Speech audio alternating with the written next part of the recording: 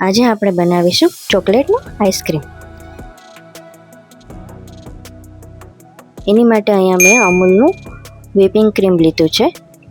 પછી એને 15 થી 20 મિનિટ સુધી રેફ્રિજરેટરમાં મૂકી દઈશું. સાથે સાથે બીટરના સ્ટ્રીપ્સને પણ મૂકી દઈશું. પછી બીટરની મદદથી એને મિક્સ કરતા જઈશું. તમને અમૂલનું વ્હિપિંગ ક્રીમ ના મળે તો તમે વ્હિપિંગ ક્રીમનો મિલ્ક પાવડર પણ લઈ શકો છો. એને યુઝ કરવા માટે દૂધમાં એડ કરી દેવાનું, દૂધ અથવા તો પાણીમાં.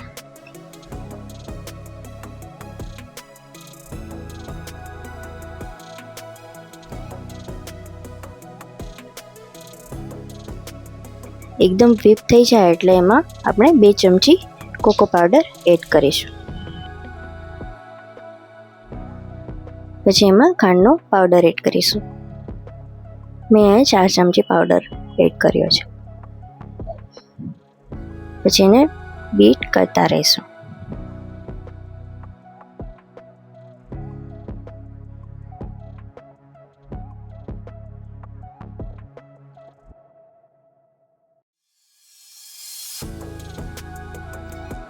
એકદમ સરસ રીતે થઈ જાય એટલે એમાં ચોકલેટ ચિપ્સ ઉમેરીશું.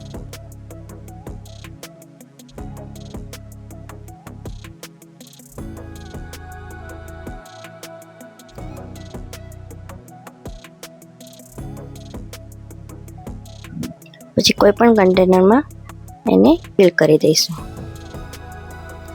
7 થી 8 કલાક માટે રેફ્રિજરેટરમાં મૂકી દઈશું.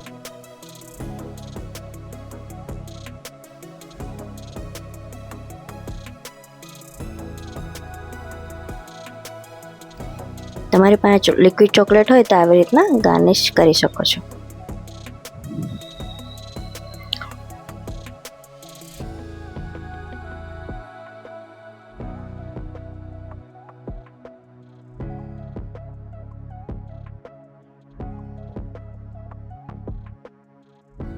પછી એમાં ટ્રાન્સપરન્ટ પ્લાસ્ટિકની બેગ લગાવી દઈશું, જેથી એક પણ એર ના રહે.